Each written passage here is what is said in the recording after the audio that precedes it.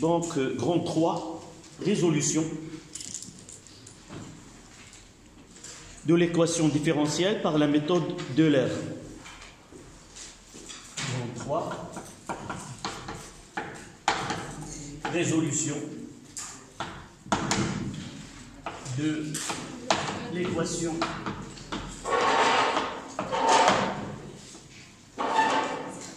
différentielle par la méthode d'Euler.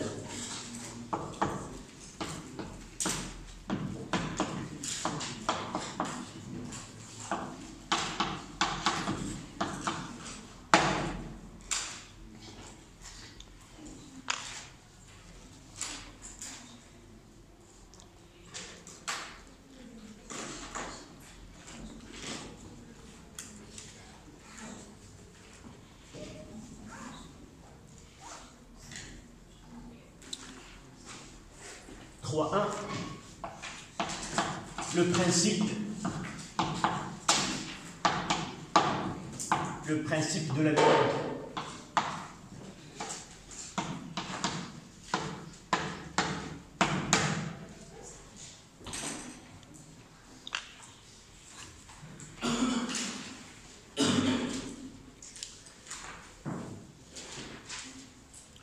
D'abord, je tiens, vous savez que ça sera la leçon, la dernière leçon avant d'arrêter les cours à cause de ce pandémie qui ravage le monde. Et nous sommes une partie de ce monde-là. Hier, j'ai pris une décision, je pense qu'il sera suivi par vous. Je vais essayer, si l'administration le permet, de faire comme vous êtes là, mais jamais un cours sans élèves sera mieux. Je l'ai déjà testé. Sans élèves, le cours ne passera jamais comme dans une classe où il y a la présence des élèves, ces interactions, ces questions, mais on est obligé à faire ce travail-là. Je vais essayer, dans mon possible, de faire ce que nous devons à faire pendant cette période-là. J'espère qu'elle ne sera pas très longue. Et par la suite, on reprend nos cours d'une façon normale. Donc, je vais essayer de continuer le cours. Les exercices que je vous ai donnés, je vais revenir à cette classe-là et faire comme si vous êtes là. Et je vais essayer de corriger cette planche-là, ces exercices, et je vais le mettre en YouTube, et le lien sera sur ma page. Une chose qui est sûre, c'est je ne veux aucun ni like ni rien du tout. Mon travail, j'ai pas besoin que YouTube me donne quoi qu'il soit. Mon but, c'est de faire arriver ces cours à pas mal d'élèves. Et d'ailleurs, j'ai plusieurs élèves qui sont sur cette chaîne. Et je suis très content de lire leurs commentaires concernant ces cours-là. Donc, essayez de suivre ces cours. Soit sur ma page, vous mettez des remarques ou des questions. Soit je réponds d'une façon directe au-dessous, soit je regroupe toutes les questions. Je vais revenir à cette salle-là et répondre question par question sous forme d'une vidéo, comme s'il s'agit que vous êtes là. Mais ils vont fermer le lycée.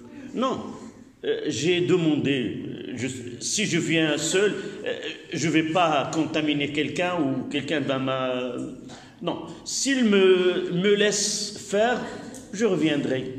Sinon, je n'ai aucune autre. Ma maison, j'ai toujours aimé cette classe-là. Et vous savez que toujours on est dans cette salle. Et là, tous les cours se font ici. Oui.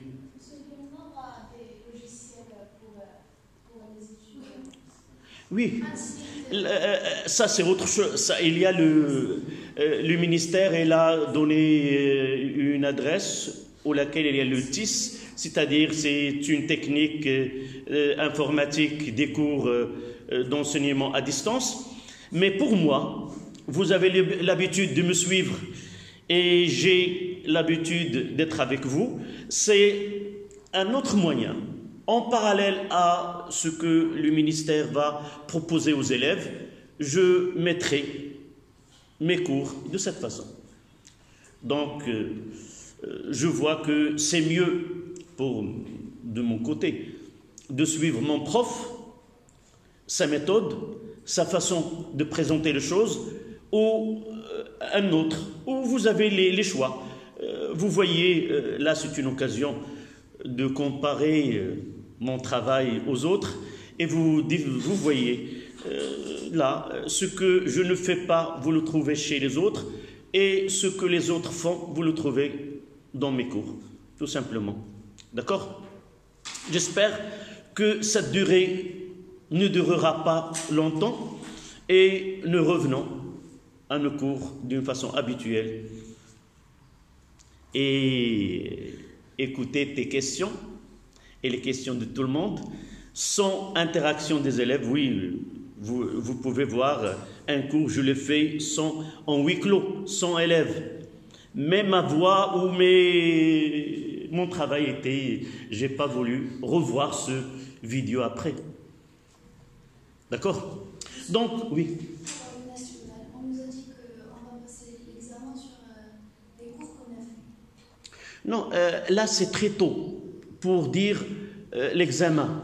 On est généralement, cette période, je ne sais pas combien elle durera, mais de toute façon, soit que cette durée ne tardera pas 15 jours, par exemple, espérons qu'il sera moins, et ce 15 jours n'est autre que c'est une vacance. Mais on a encore les vacances. Non, mais on n'aura pas ce calcul-là. On prendra 15 et après 15. Ça, c'est pas logique. Non. Si dans certains pays, ils ont avancé les vacances, ça veut dire ces dates que nous avons, non, c'est pas une vacance, mais si on a besoin d'une durée, on a passé par exemple 10 jours ou 15 jours, on ne peut pas prendre 15 jours, une autre vacance de 15 jours. C'est illogique. Et même vous n'acceptiez pas. Oui. Vous allez accepter, tu acceptes de passer 15 jours puis 15 jours. Oui, parce que c'est qu'on va étudier. Et même, tu fais une révision de ce que tu as déjà fait pendant ces arrêts. Et tu suis les cours en parallèle d'une façon électronique. Qui va perdre? C'est toi. Il ne faut pas penser de cette façon. Les vacances, non, ne touchez pas à mes vacances. Non, c'est pas ça ce que j'ai dit. C'est ça ce que j'ai compris. J'espère que je me suis trompé, mais dans des périodes de crise, on peut changer tout le calendrier. Ce qui était des vacances devient des études, ou là où il y a les études, on peut mettre des vacances pour prévenir il vaut mieux prévenir que guérir. D'accord? Être en classe et atteindre de ce virus, on ne va rien gagner. C'est notre santé qui est mise en jeu. Donc il vaut mieux suivre tout ce qu'ils nous ont dit. S'ils nous disent dans 10 jours vous reprenez la classe, on reprend. Qu'elle soit cette période-là, vacances ou non, on doit. Le côté civique des choses. On doit être des bons citoyens. S'ils nous disent ne sortez pas, on ne sort pas, tout simplement. S'ils nous disent on doit suivre des cours dont on essaie de faire ce travail-là. C'est votre avenir qui est mis en jeu. D'accord? Moi ou autre, on n'est que assurer ce bon déroulement de ces cours et assurer que votre avenir scolaire ne sera pas affecté par ce virus, autre que sanitaire. D'accord? Donc, ne mettez rien dans vos... essayez de voir les choses comme ça. Essayez de revoir ce que vous avez déjà, une sorte de révision, et vous essayez de suivre des cours là où vous trouvez ces cours-là. J'essaie de faire ce cours-là en parallèle. Vous suivez, vous posez des questions, et on essaie de sortir du minimum de dégâts. D'accord? Donc, on revient à cette méthode de résolution d'une équation différentielle par la méthode d'Euler. Nous avons déjà dit avant que ces équations différentielles, en réalité, ne sont pas toutes solvables ou ils ont une solution facile. Et par la suite, dans certains cas, certaines équations différentielles, soit que le procédé mathématique est très difficile, il nécessite un bagage mathématique qui dépasse le niveau d'un élève du baccalauréat, soit qu'il n'y a pas cette solution. Donc Euler, qui est un mathématicien suisse, en 1768, il a proposé, vous voyez combien de temps entre la proposition de cette méthode. C'est une méthode qui est approximative, qui essaie d'arriver à une solution point par point, d'une façon, c'est une façon qui est numérique, mais elle est approximative. D'accord? Cette approximation nous permet de tracer une fonction sans passer par les mathématiques. On parlera de ce que nous avons et on partira d'une équation qui est très simple. Nous avons d de v sur dt plus b fois v est égal à a. Même si on prendra cet exemple, cette équation comme exemple, mais nous l'avons déjà traité hier, nous l'avons déjà traité pendant la séance précédente, que cette équation, les mathématiques nous a donné une solution qui est exemplaire et on n'aura pas de problème avec celle-là. Mais la même équation, on va la traiter par cette méthode d'Euler. Le principe, c'est quoi d'abord? On veut essayer de tracer cette fonction v en fonction de temps. Arriver à cette représentation, c'est en partant de cette équation. On va faire l'inverse. On va supposer que cette fonction v de t, elle a cette allure. Et on va voir comment a fait Euler pour résoudre cette équation. La première des choses, elle a divisé le temps en intervalles égaux. Donc on aura T1, T2, T3, T4, et ainsi de suite.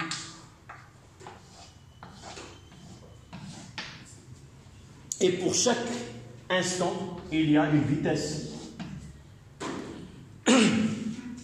La première des choses, nous savons que le vecteur dérivé d'un vecteur, il est toujours tangent à cette courbe. Ça veut dire que si là la tangente,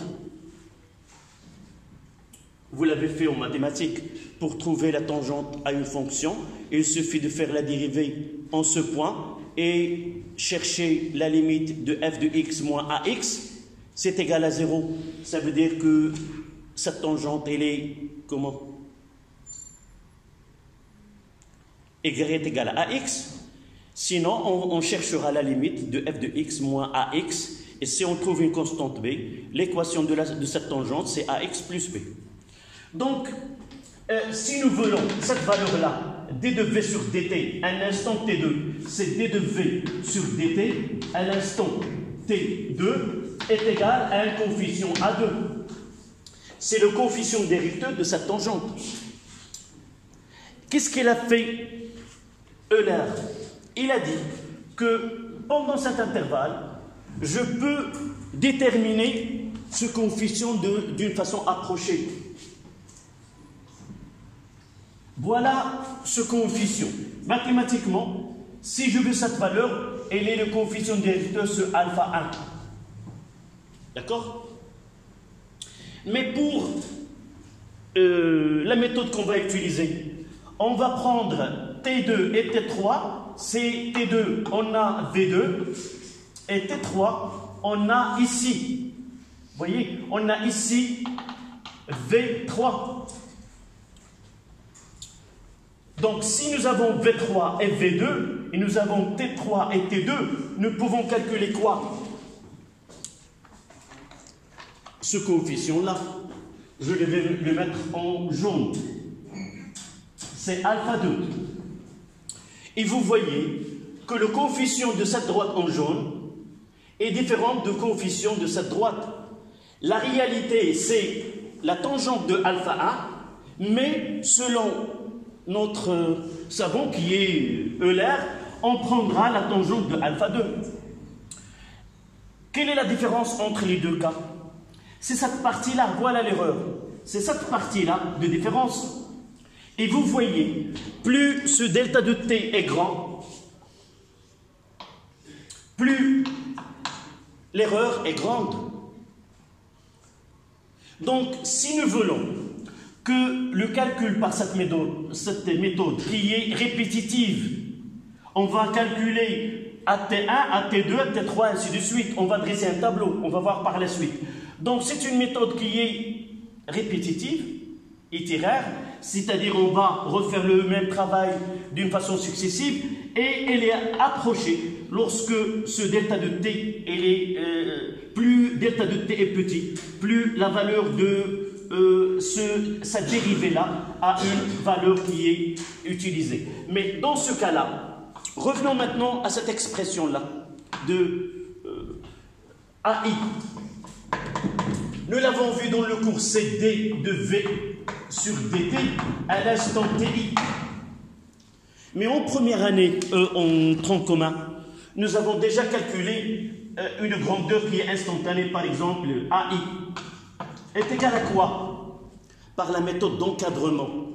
Nous avons utilisé VI plus 1 moins VI moins 1 sur TI plus 1 moins TI moins 1.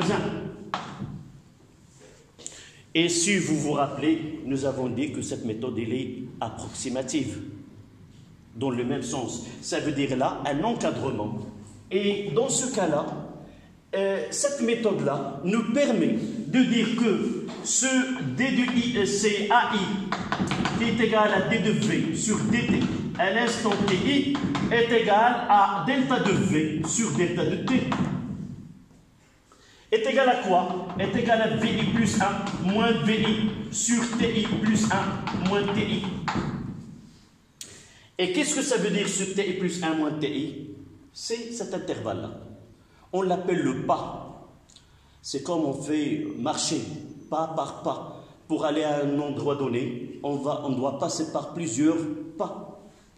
Et on va calculer le premier pas, le deuxième, le troisième, ainsi de suite. Et chaque fois, on calcule VI, puis VI plus 1, puis VI plus 2, et on dressera un tableau dans lequel on va noter ces pas, delta de T1, delta de T2, ainsi de suite, et les vitesses et les accélérations. On va voir la méthode.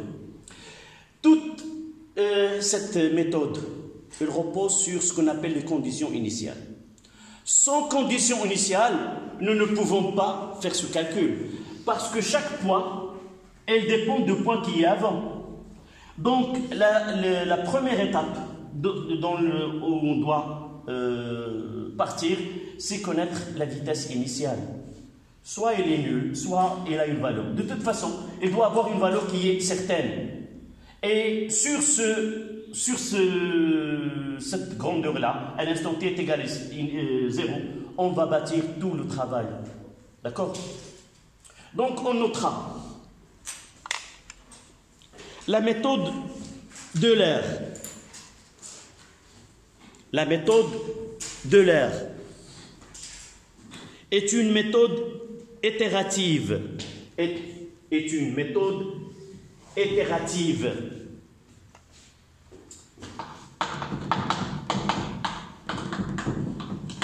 Ça veut dire répétitive.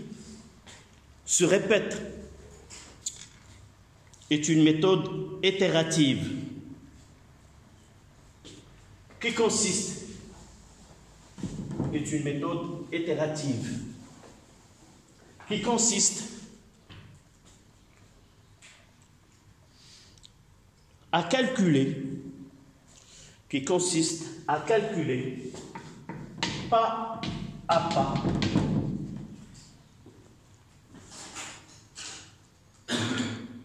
de façon approchée, pas à pas, de façon approchée,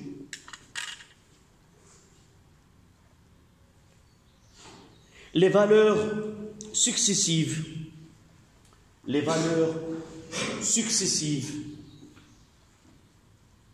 de V de T,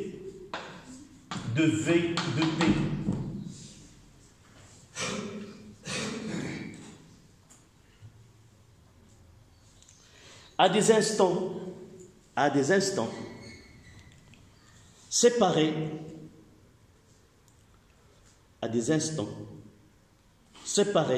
par des intervalles de temps,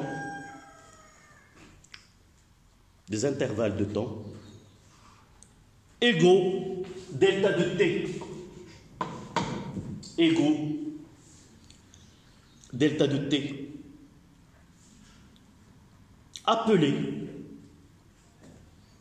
appelés pas de résolution,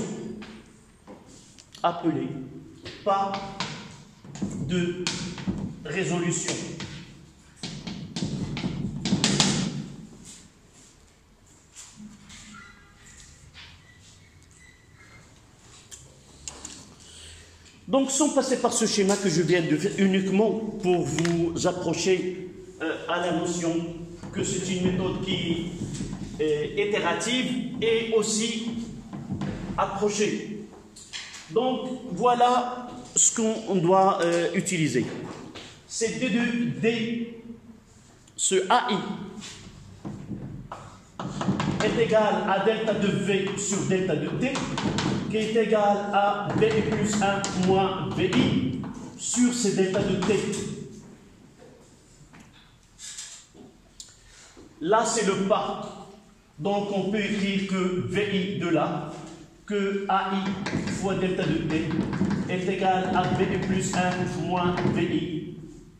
Et de là, on tire la première équation à utiliser dans cette méthode, que VI plus 1 est égal à VI plus AI fois delta de T. Voilà.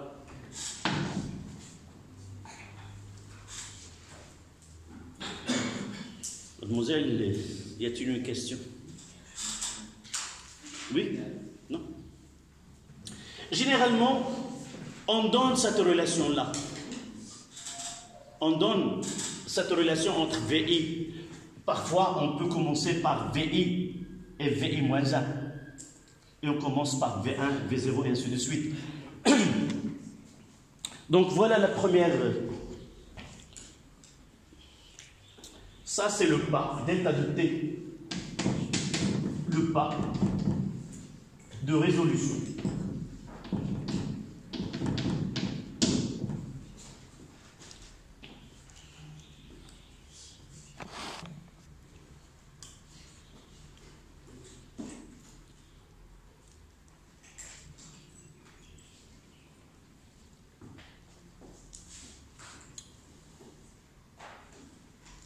Et ce delta de T doit être plus delta de T est petit, plus nos calculs seront très proches de les valeurs que donne la fonction.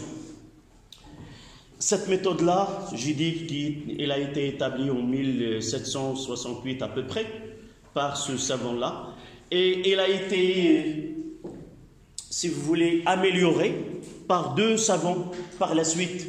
Ce sont deux Allemands, l'un des deux est un physicien, c'est Runge et Cotta, ce sont deux Allemands. Et la méthode de ces deux savants, c'est plus précis et donne des résultats qui sont très en accord avec les calculs par d'autres méthodes. Et la différence, c'est que là, nous faisons une résolution au premier ordre. La méthode de ces deux savants Range et Cota, elle utilise l'ordre 4, quatrième ordre. Vous allez étudier par la suite le développement limité des fonctions, et chaque fonction, on peut la développer sous forme d'un polynôme, d'un ordre donné. Vous allez l'étudier par la suite. Notre programme n'utilise que cette méthode-là. Donc, vous voyez là combien des inconnus ici? Combien des inconnus de cette relation-là? Il y a le VI plus 1. Il y a le VI et il y a le AI. Donc nous avons 3 inconnus. Combien nous devons avoir comme équation pour avoir une solution unique? 3 inconnus. Pour que l'équation admette une seule solution, il doit avoir 3 équations. Donc, là, on doit avoir la vitesse initiale V0 et on doit avoir l'équation différentielle. Donc, avec ces 3, donc à la ligne, pour résoudre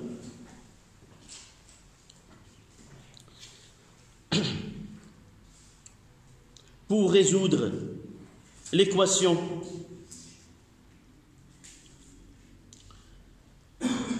différentielle par la méthode numérique,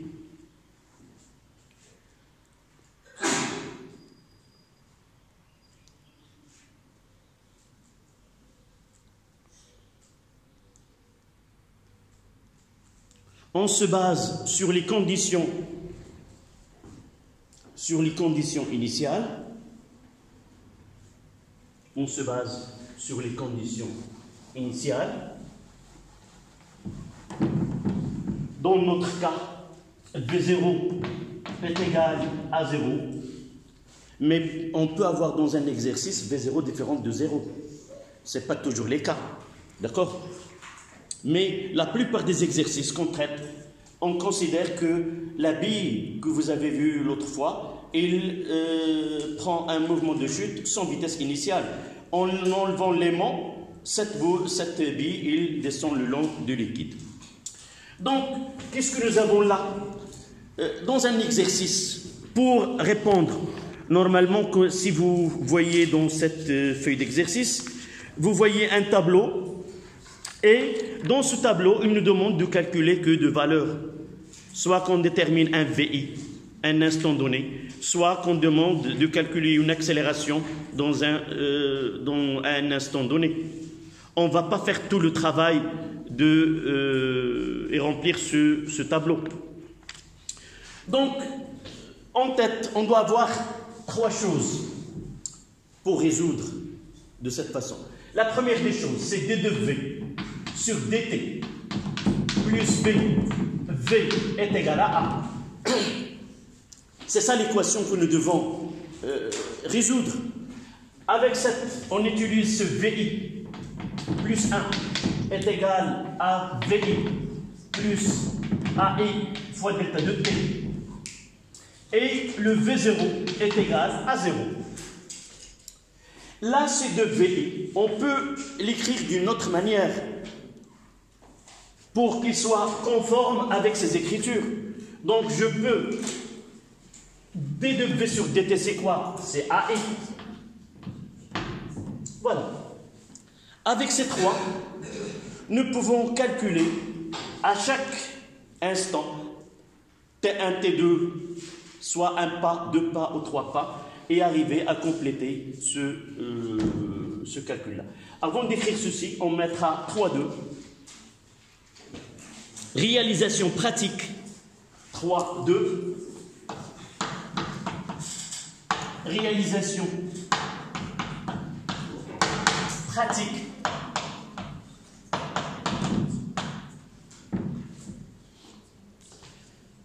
Donc, réalisation pratique du calcul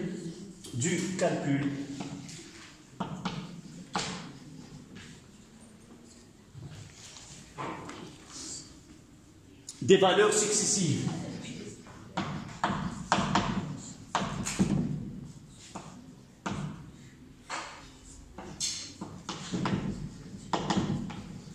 Des valeurs successives.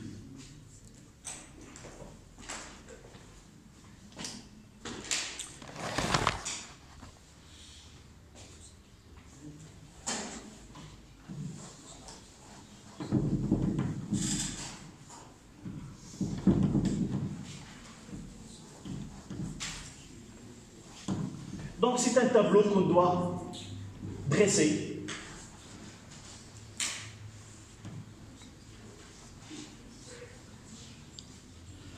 Donc le tableau est le suivant. On mettra la date, puis la vitesse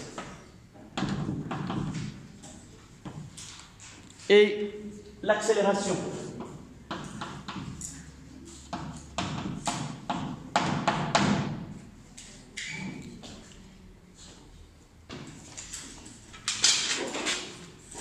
Donc, on mettra son règle à main levée.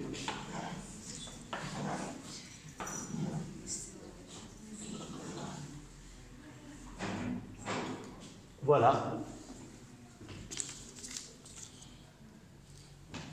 Voici les conditions initiales que nous devons, ce sont des données. AT est égal à 0. Nous avons V de 0 est égal à 0.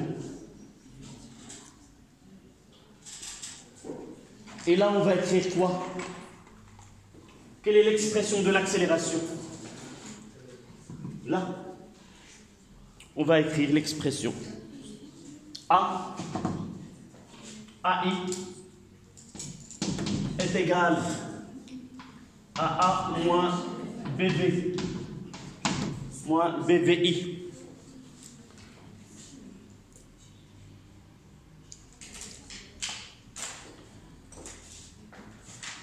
Là, à l'instant t est égal à 0.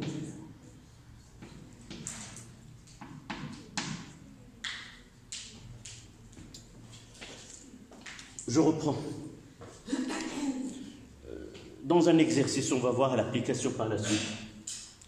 Dans un exercice, on commence par un mobile qui est en mouvement dans un fluide. Il nous demande d'établir l'équation différentielle de ce mouvement et on arrivera à cette expression-là. Comme j'ai dit la dernière fois, il nous donne montrer que l'équation différentielle s'écrit sous la forme d de v sur dt plus b fois v est égal à a. Vous ne devez pas prendre uniquement, vous devez avoir un exemple pour suivre ce qui se passe. Et là, il nous donne, soit il nous donne vérifier que b et a égale à tel, comme on va voir par la suite comme application. Et juste après, comme vous voyez dans cet exercice, il nous donne un tableau dans lequel il y a des valeurs qui manquent.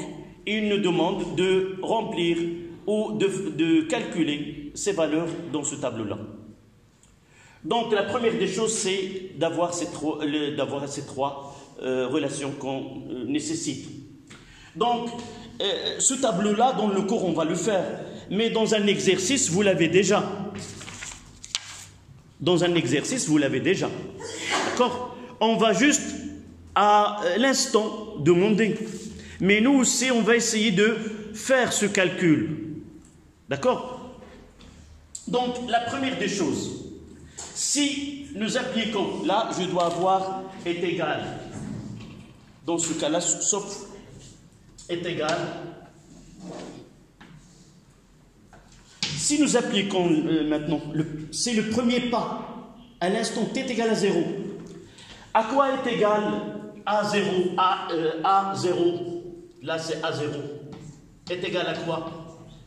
Si nous appliquons, je remplace VI, 0, c'est 0, donc ça donne A. Et nous l'avons déjà montré dans le cours, que sa constante-là, c'est la valeur de l'accélération à l'instant t est égal à 0.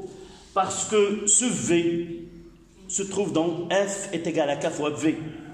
C'est la vitesse c'est l'expression due à la force de frottement. Puisqu'à l'instant t est égal à 0, le mobile il est immobile et par la suite ce V est égal à 0. Donc à l'instant t est égal à 0, ce AI est égal à A. Et qu'il est déjà donné, on va voir par la suite. Donc, je passe à l'étape T1. Maintenant, T1, c'est T0 plus delta de T, le premier pas. Qu'est-ce que j'aurai? VI, V1 là. Essayez de suivre avec moi et de m'aider à dresser ce tableau. Donc, T1, je veux la vitesse. Où la vitesse? Quelle est son expression? C'est là. VI plus 1 est égal à VI plus AI delta de T. Est-ce que vous êtes d'accord? Donc, quelle est l'expression que je vais écrire là? C'est V1. Et je vais donner AI combien? 0. Donc, V1 est égal à quoi? À V0 plus AI 0 c'est A fois delta de T. Connaissant A et connaissant delta de T, je peux faire les calculs. Et là, j'aurai A1. A1 est égal à quoi? C'est A moins B fois V1. V1, elle est là. En calculant V1, je vais l'injecter ici et avoir A1. Je passe, n'écris pas, tu auras le temps d'écrire. T2. Donc T2, j'aurai V2. V2 est égal à V1 plus A1 delta de T. Je mettrai T2 est égal à T1 plus delta de T. C'est V2 est égal à V1 plus A plus A1 delta de T. V1.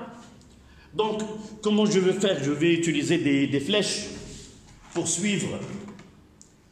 Donc, de là, je passe à là. Et de là, ça donne A0 où je vais passer. Je vais passer ici. Et de là, je vais passer comme ça. Et je vais passer de ce côté-là. Et ainsi de suite.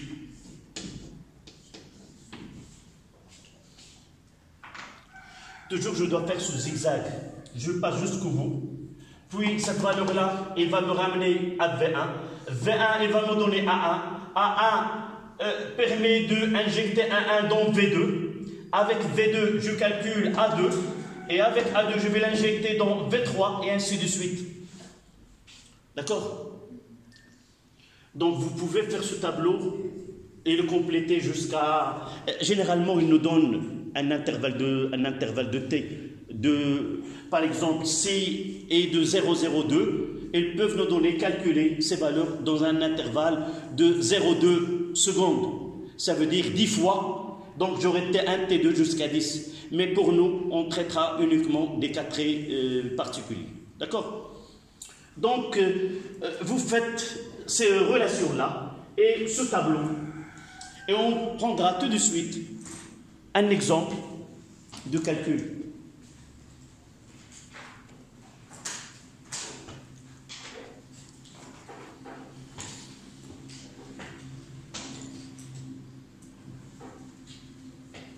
Donc, là,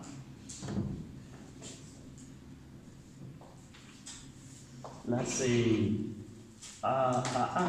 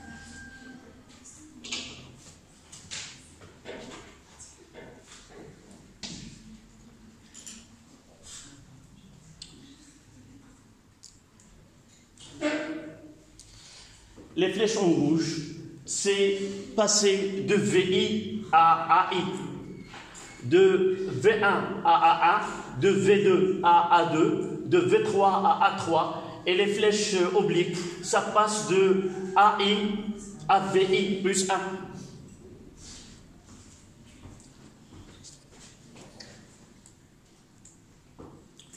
Donc là, si vous voulez, on mettra des points.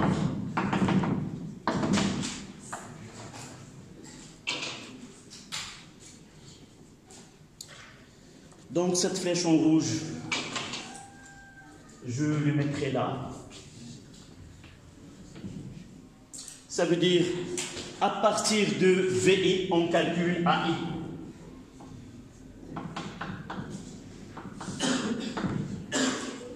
À partir de VI, on calcule AI. Et la flèche oblique,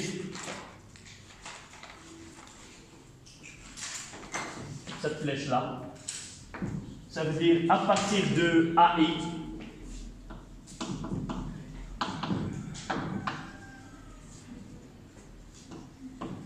on calcule VI plus 1. Voilà ce qui est demandé dans ce tableau. On doit le suivre tout à l'heure.